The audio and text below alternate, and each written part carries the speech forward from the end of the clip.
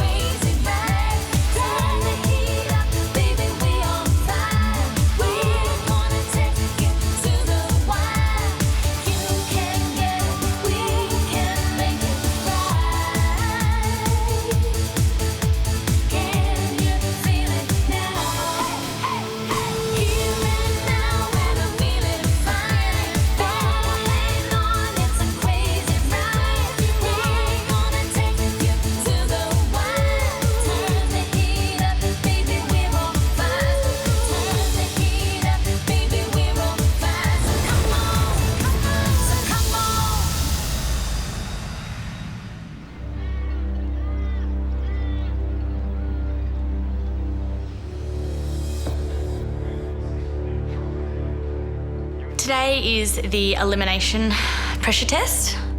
I woke up very, very early. I did not sleep okay.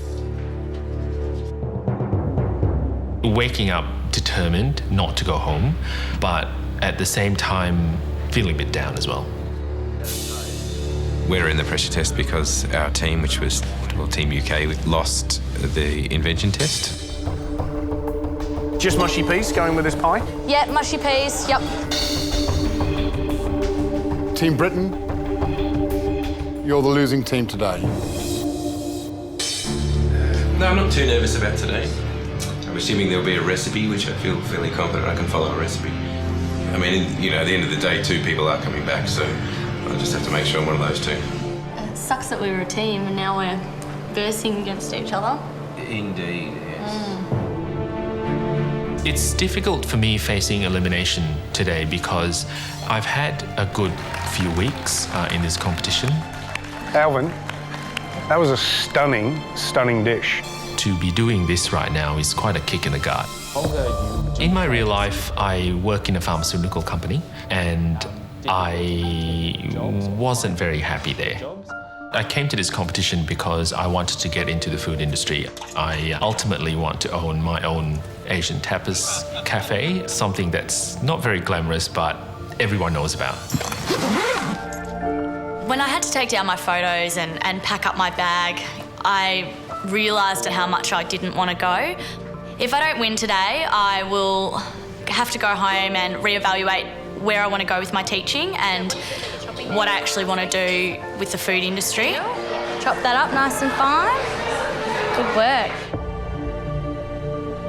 I'm looking at this competition as a real turning point. I was recently made redundant. What I hope to gain out of MasterChef is to move into the food industry, and I think initially to start working in kitchens, and then for that to happen for me, I really need to be here for longer.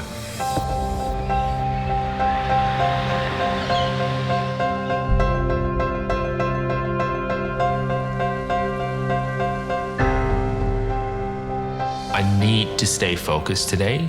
I need to keep my emotions in check, and I need to make sure that I don't flounder.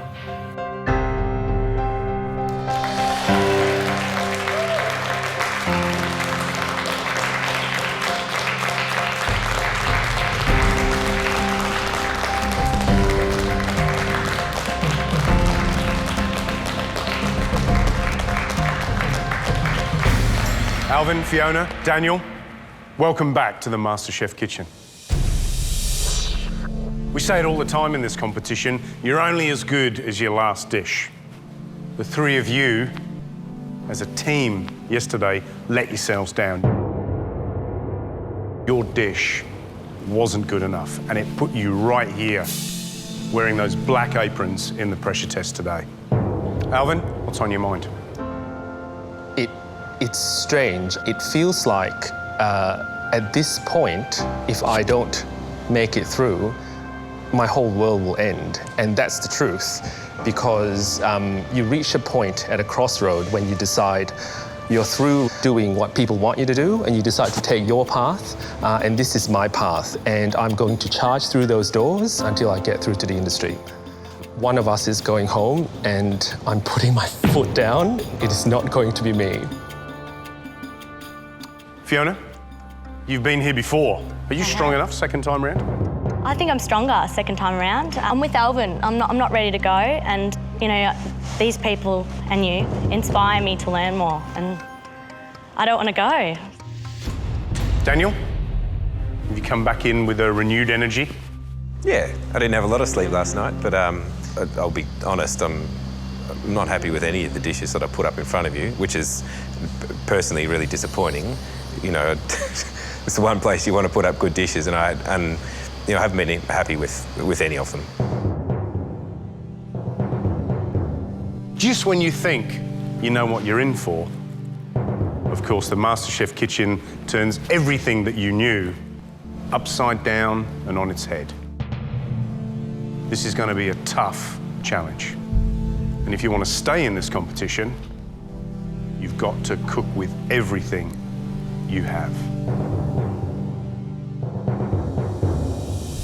Usually, with a pressure test, you get to see and taste the dish, you're given the ingredients, you're given a recipe, and you're all given the same time limit. We're throwing those rules out the window. But today, you will not be given a recipe. It is near impossible to replicate a recipe by looking and by tasting. I think my face went white for a minute, and I just had to reboot and say, you can do this. Let's find out what you have to cook today. The dish that you'll be recreating is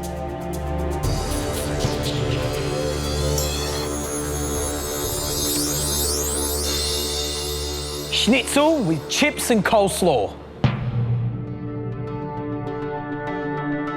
I'll admit that I've never cooked schnitzel. I never ordered schnitzel. Yeah, I'm a little bit nervous at this stage. Chips, schnitzel, coleslaw. It sounds so easy.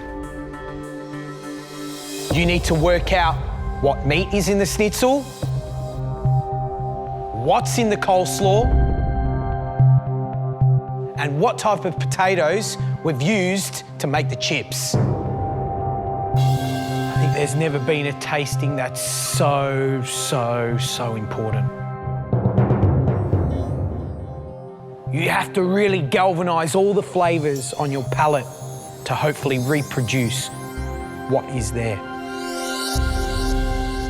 This is incredibly hard. I'm looking at those three, just really feeling very sorry for them, actually.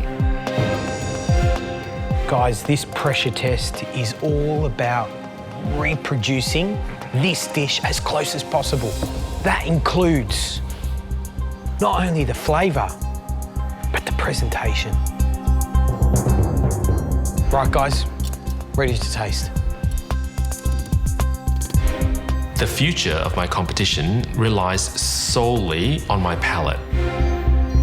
So I carefully taste the chips. I taste the coleslaw, trying to work out what dressing it is. I carefully dissect the schnitzel, trying to work out what meat it is. I am pretty convinced that it's pork.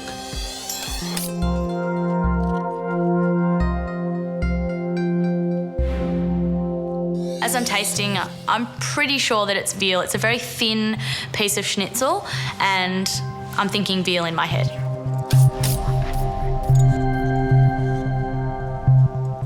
When I taste the schnitzel, I'd sort of take the crumb off it. That's really to help me determine what sort of meat it is. I think it's veal. Daniel tastes the dish, he strips the crust completely off, and I'm thinking I should have done that. Why didn't I do that?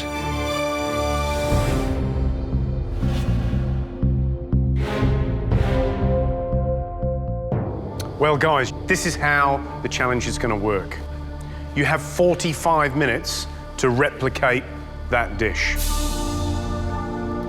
That 45 minutes includes choosing and collecting all the ingredients that you need for that dish from the pantry.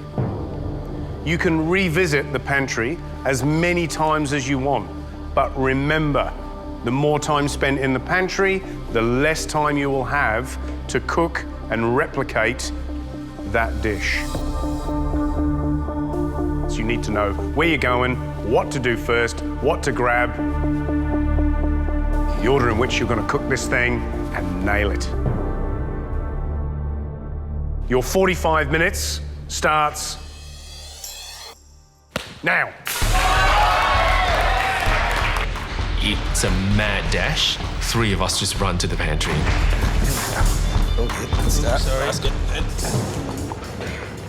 There are 5 or 6 different types of meats, and I identify the schnitzel as pork, so I get a tray of pork. As I'm looking at the meats there, I'm pretty confident that I've picked up veal, and I'm comfortable with my meat choice, but I'm not 100% sure. There's chicken there, it's not chicken. One of them's got to be veal, but I'm sort of struggling to pick which one. I end up picking the meat, which looked quite vealish. I'm still a bit unsure as to what it is. I think it's veal.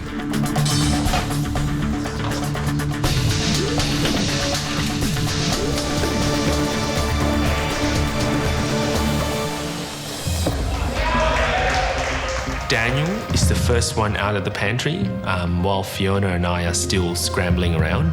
My strategy is to get as many ingredients as I can, and once I have, I run back and I start the potatoes.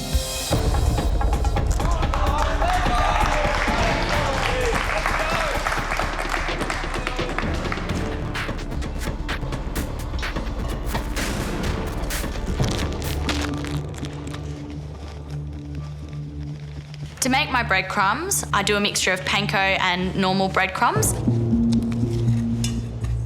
I think that if you were standing on the moon, you could see that the breadcrumbs were actually fresh and not out of a box. Normally I would make my own, however, I can't actually see any fresh bread in the pantry. I run back to the pantry and I pick a loaf of sourdough. We're in a MasterChef kitchen, so everything needs to be done from scratch.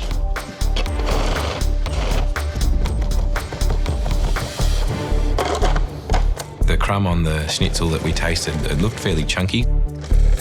So I've got a white sourdough loaf, so I need to use a food processor to process it down into fresh breadcrumbs.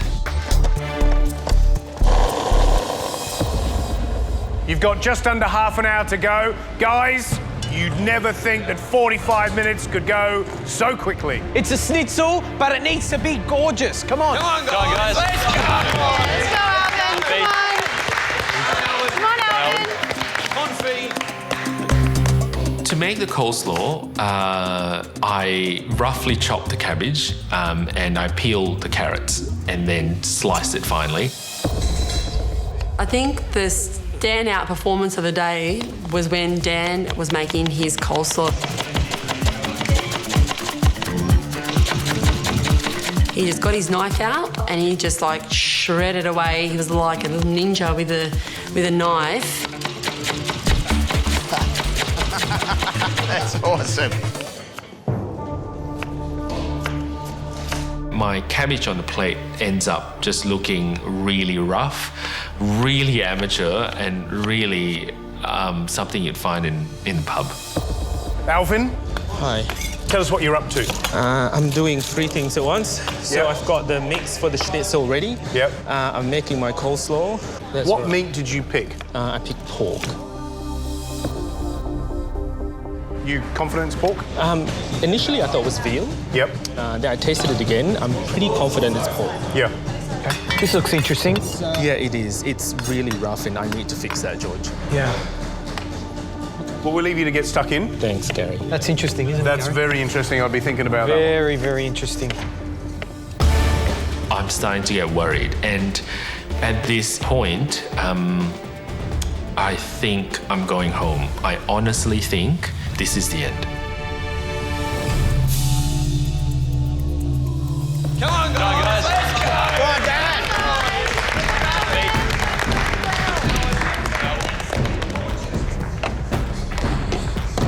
Fiona, Alvin and Daniel have 45 minutes in which to recreate schnitzel and chips and coleslaw, but they don't have a recipe, they don't get told what ingredients are in the dish, and they don't get any help. At 15 minutes to go, I'm feeling okay. I'm prepping my coleslaw and I'm getting ready to make my mayonnaise. Fiona, use the guard. You're going to cut your hand. It's the wrong shape. Fiona, how you going? What are you up not to? too bad. I just want to make my mayonnaise and then I'm going to crumb my veal and then get my potato chips in the deep fryer. And using crummies or No, I'm using a mixture. panko crumbs? I'm using a mixture. Oh, wow. All right. Yeah. You're not confident with fresh breadcrumbs? Yeah, I suppose I am. I just went for them and I've mixed them in now and I think they'll still work. Tell me, what cut of meat did you pick? I picked veal Why is that? because that was what I was sure was in the... Okay. Is that veal? I think so. Is it?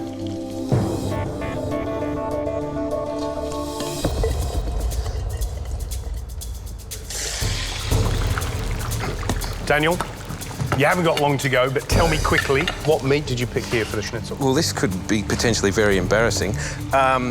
Why?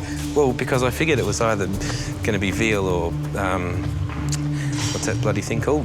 Turkey. Turkey. And what's that? I have no idea. Okay, all right. And what herbs have you popped in the crumbs? I've only put parsley in. I wasn't sure if there was chive in there. I couldn't tell. I didn't want to put anything in. Nothing else that you could taste in that crumb that you think would I wasn't be in too sure. Well, look, we'll leave you to it. Thank you. You haven't got long to go. Good luck. Push on.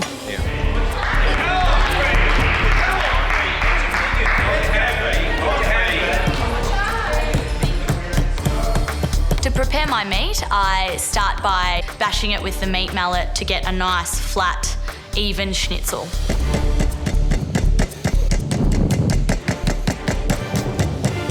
You've got less than 10 minutes to go. Come on, guys. Come on, Daniel. Come on. Yep. Come on, get cooking. Just making sure those chips are nice and crunchy. I'm never confident with what I'm plating up, but I have no choice. To prepare my coleslaw, I have to make a mayonnaise, which I haven't made before. Drizzle a bit of oil and whisk. Drizzle. And Whisk. I choose a jar of mayonnaise because the coleslaw I tasted, in all honesty, the mayo didn't really taste like handmade mayonnaise. My mayonnaise is a disaster. Mayonnaise is tasting good. This is the first time I've made mayonnaise. I've seen how it's done and it just didn't emulsify enough. It's not thick and I realised, oh my God. George, I'm really surprised how much pressure this has put them under. I mean, it is the pressure test, but my goodness, 45 minutes to do a schnitzel, chips and a coleslaw, I thought was easy. But we've got just on 5 minutes to go, and I reckon they're all struggling. And honestly, I'm questioning whether they're going to get their stuff up on time. Yeah, that's right. I mean, who would have thought? Humble old schnitzel. I'm sure there's people at home going, I could do that. Yeah. I don't think so.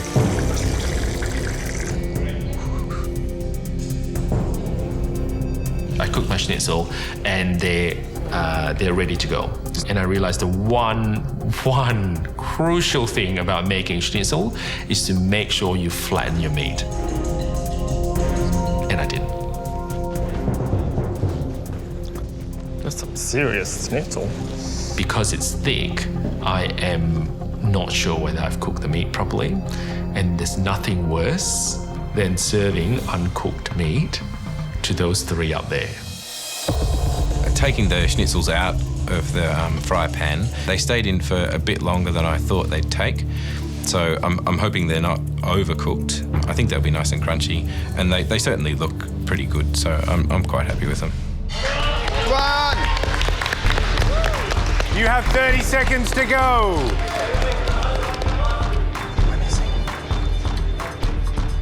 I'm a little bit worried time's getting away from me. To go home on a schnitzel, I think would be pretty disappointing. You have 10 seconds to go.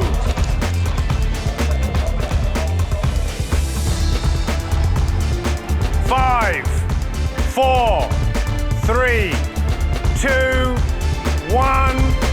That's it. Time's up.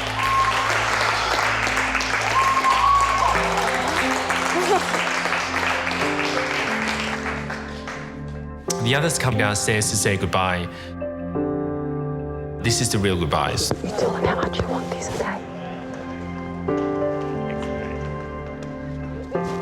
It's funny. Everyone believes in me but myself. I think you did a beautiful job, sweetheart. I'll see you back at the house, okay? I love you. I'm sure I'm going to go home. I undercooked my meat. I chop so badly I don't deserve to be here. I have lost all hope.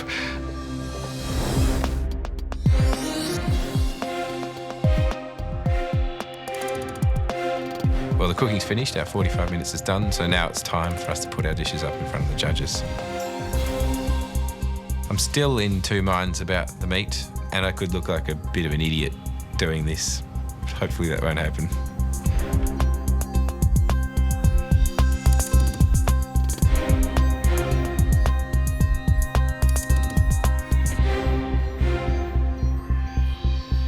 Daniel, please tell me what dish you put in front of us. It's a veal schnitzel with chips and coleslaw.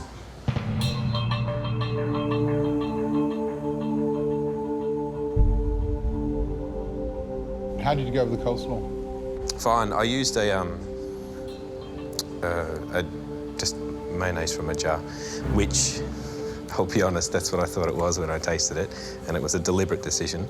But sort of became apparent that the other two did make mayonnaise, which I probably would have had time for, but I'd made a decision to use it from the jar. Daniel, when you went into the pantry, what made you choose the meat that you chose? Straight up, I thought it was veal, and when I got into the pantry, I sort of started doubting myself. But I went for what I thought was a veal anyway. Are you convinced that it was veal schnitzel you tasted? Yeah. And are you convinced that it was veal schnitzel you put in front of us now?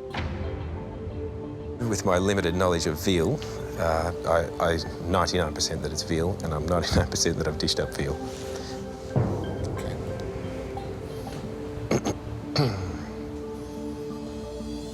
Thank you, Daniel. We'll taste your dish now. You can leave. Thanks, gents. Thanks. Guys, there's something that we really need to talk about here. We didn't use veal. It's pork. We made our schnitzels with pork, and the cut of meat that he collected was also pork. This is a major issue for someone that wants to become a chef. And look, I think, this pressure test has been designed to test their palate and their food knowledge. And as far as I'm concerned, that fails on the palate test and it fails on the food knowledge test. George, please play it up.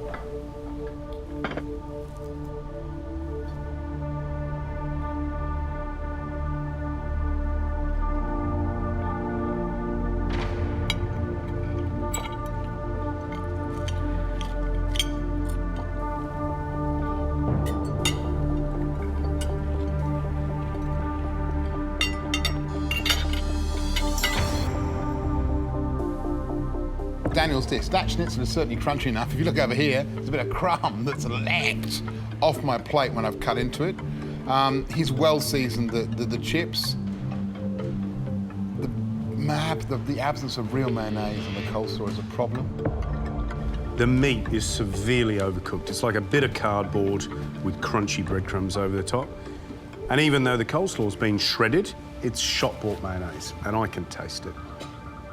What I do like, though, is those nice, coarse, crispy crumbs on the outside. He's presented it well, but it's not a standout, and it's missing some critical elements from the dish that we cooked this morning.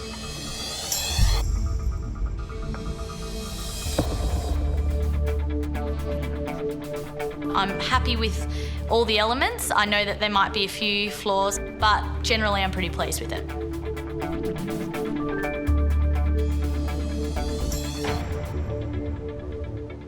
Fiona, when you tasted the dish this morning, what did you think you tasted?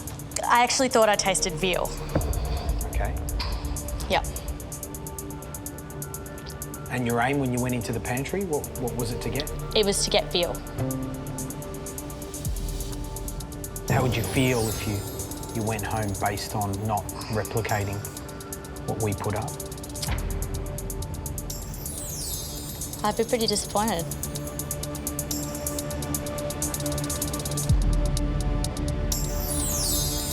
Very disappointed. Fiona? Yeah. You can leave now. Okay, thanks. Thank you. Pork veal. We know it's pork. Yeah, she should know it's pork. It's ridiculous, honestly. I mean, it's quite obviously pork. It had a lot of fat, you know, on the meat itself. Veal is very, very lean and a very light pink meat. It's not difficult to identify the difference between pork and veal. It really isn't. Shall we taste it?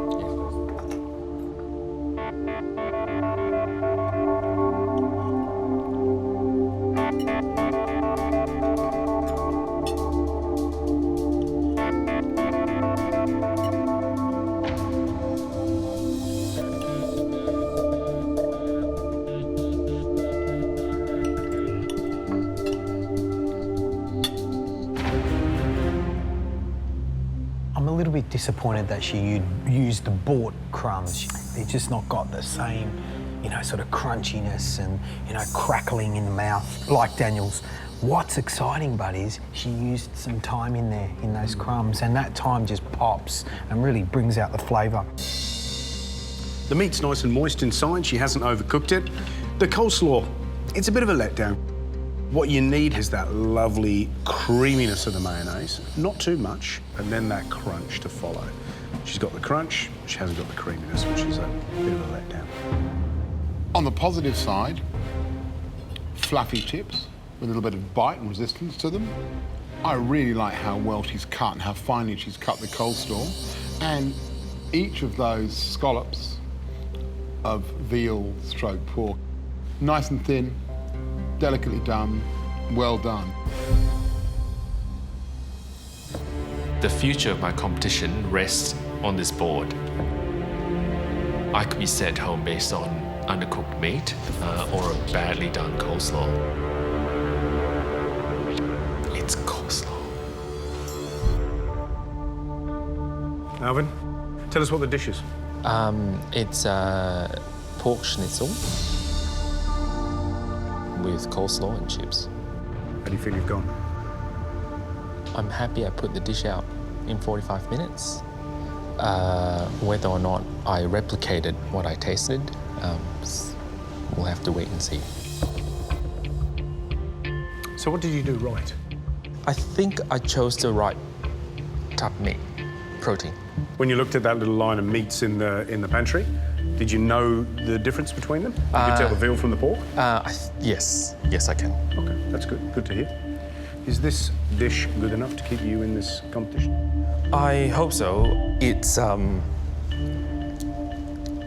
so bloody emotional, it's just ridiculous. I did, however, cooked with my heart today. I cooked as though I'm cooking for the people I love. And this is what I serve them. Alvin, that's all we can ask you to do, ever. Thanks. Thanks, Alvin. Cheers.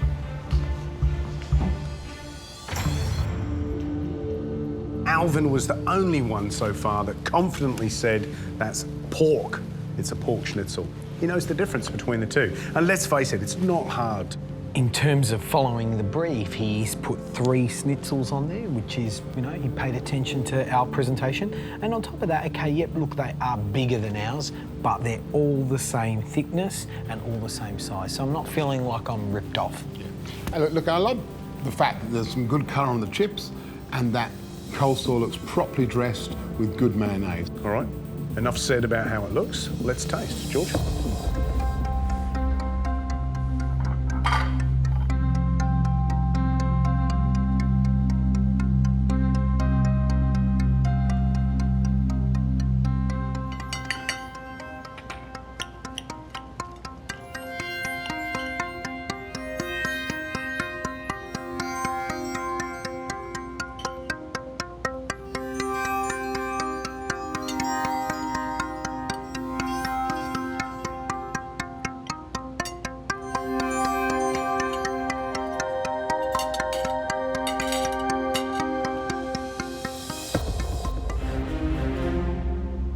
Well, first up, I like my pork to be cooked, which is a bit of a problem. Now, yours is perfectly pink, George. Beautiful. And you like a little bit of pink across the pork. I like a little bit of pink. But mine is undercooked. And if I sent that out into the restaurant, that would come straight back. The coleslaw, it's a little coarse. He could have finessed that a little bit more. And I think it is the first time he's made mayonnaise, you can tell, and that's not the best coleslaw, I'll be honest. He's done all the things we want to see. You know, he's cooked the chips properly. He's cooked them twice, which is a good thing to see. He's made mayonnaise, which is a good thing to see. He's used fresh bread, which is a good thing to see. He knows what the meat is, which is a good thing to see. And you know what's also exciting is he's bowl chopped the breadcrumbs, so you've got an even coating as he's crumbed it, and you can tell it's an even coating because it just peels off the actual meat perfectly. So that means he's crumbed it correctly, which is fantastic. By and large, 3 good representations of coleslaw, chips, and schnitzel that we put up. However, I think really each of them have 1 or 2 serious flaws. Let's get them in, ask them some tough questions, find out how committed they really are. We need to make sure that we keep the right people in this competition.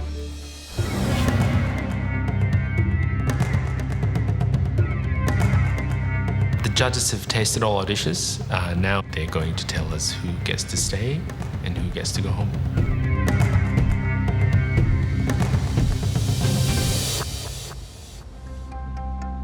Well, that was a pig of a challenge.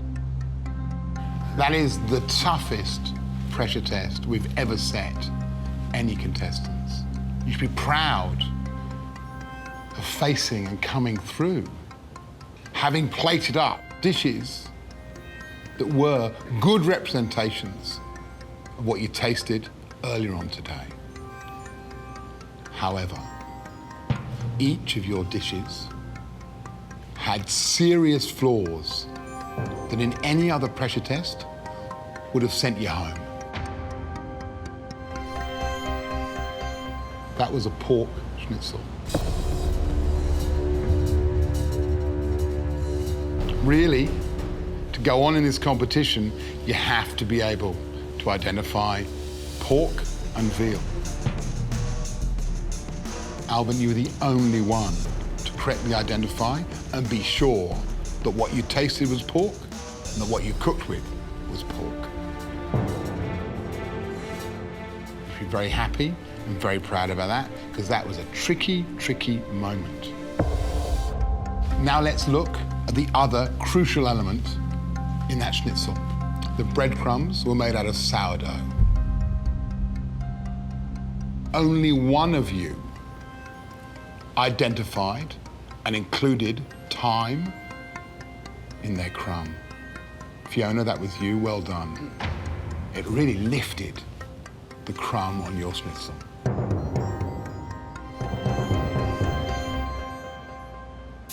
Daniel, tell me what you do in the outside world. I was made redundant a few months ago.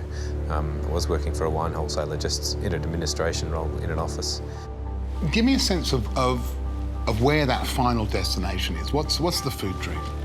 Since starting the competition, I'm getting to the stage now where I'm realising more and more that just starting off in a kitchen is going to be the best move for me, no matter what I want to do. And just because I haven't said to you that I dream about opening a little restaurant here or there or, you know, anything like that, I don't think that that should exclude me from going further in this competition. Alvin, what's going through your mind? It's devastating to think that this will end for me. In the past few weeks, this is my world. It's like the door's coming down and I don't know whether I have enough time to sort of run through the gap. I mean, you're at the top. You're one of our top cooks and then you've just... I think fear got to me. I look at some of the competitors, some of the other contestants. It's amazing what they do. What about you? Since yesterday, I just didn't think I was good enough. Fiona, are you out of your depth in here? Look, I do feel a little bit like the underdog. I've been in eliminations twice now. How does that feel? Well, like an underdog. But I think I'm a fighter, and I think the further and further I come, I think I've put up some good dishes. I hope you've seen that I'm trying to step it up and I'm learning. How would you feel if you went home today?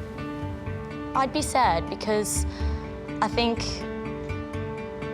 I have a lot more to give and a lot more to learn, and I think I will get better. Someone's got to go home today. Is it going to be you?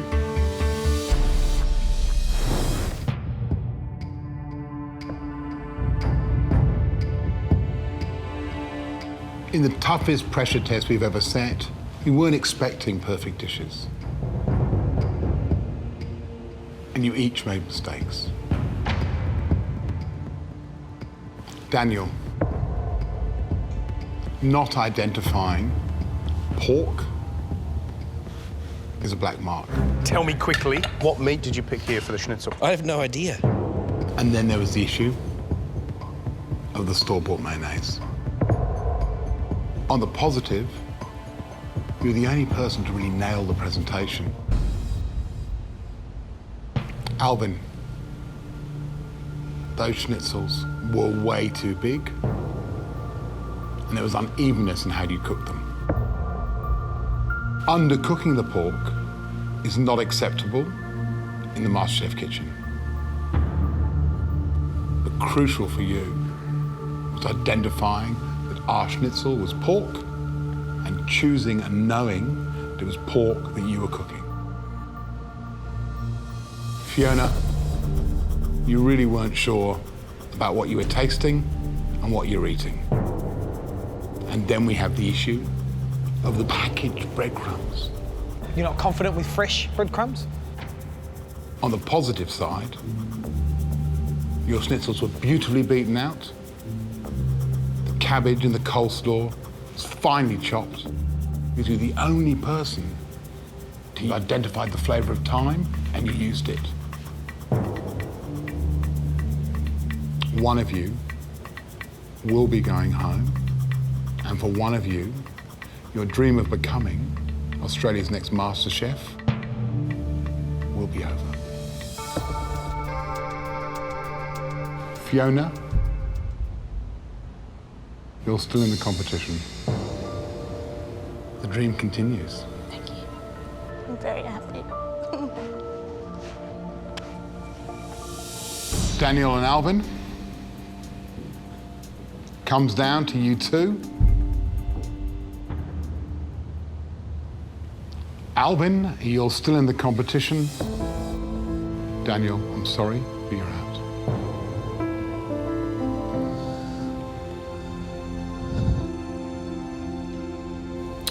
Daniel, that's a really hard decision for me to deliver. I just think you need to take some time, spend some time in the kitchen, cooking, learning. and working out where you want to go. And I think you will get there. Daniel, what's going through your mind? Look, and I've had an average couple of days, so, you know, this just tops it off. You're going to use this experience to, you know, catapult yourself? I'm not going back to crappy office work. Good on It's you. not going to happen. So we'll do something with this. Alvin, Yeah. that was a close call today. Yeah. We need to see the Alvin that we've seen before. We need you to show the confidence that you had. Yep. You've got the skills to go all the way in this competition. Yep. You've got the focus. Don't look at other people, just look ahead.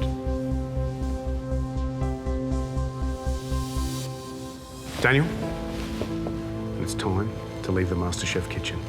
Alrighty. We wish you all the best. Thank you. Good luck, Daniel. Good luck. What's your hand? See if you good luck. Thanks, buddy. Thanks, boys. Good luck. Thanks, mate. I'm disappointed, obviously, that I'm leaving at this stage, but at the same time, I didn't expect for a second that I would make it this far. Now that I'm leaving the competition, I am really excited about the idea of actually cooking in a restaurant, not just at home. I don't have work at the moment, so I'm going to be looking for work in a kitchen, and I just want to get on with it now.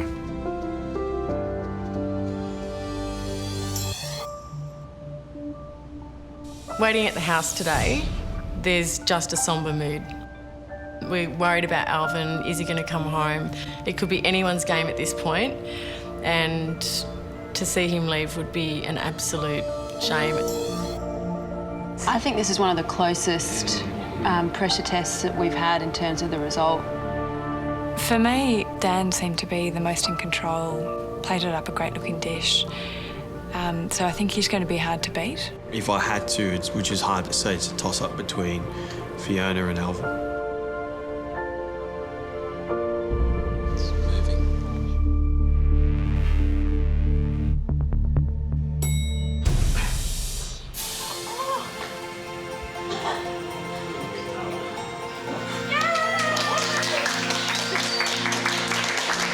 Coming out of that elevator, everyone cheered. Everyone clapped, so it's good to know that I'm liked. I'm really relieved for Fee and Alvin. They've come back and they've fought through the elimination challenge, but I'm really sad for Dan. He did an amazing job today, and to see him go home on the back of that, it's really hard. I've had an amazing time on MasterChef. I'm sad to have left the competition, but at the same time, it's nice to be back home. I'm going to take everything that I've learned during this time and I'm going to take it from here. I'm going to really pursue what I want to do. You know, no matter if I want to be a writer or a chef or a food stylist or anything like that, I think the basis for that is to be able to cook and to get, you know, a job in a kitchen that's going to be the start for me. Cheers to Dan!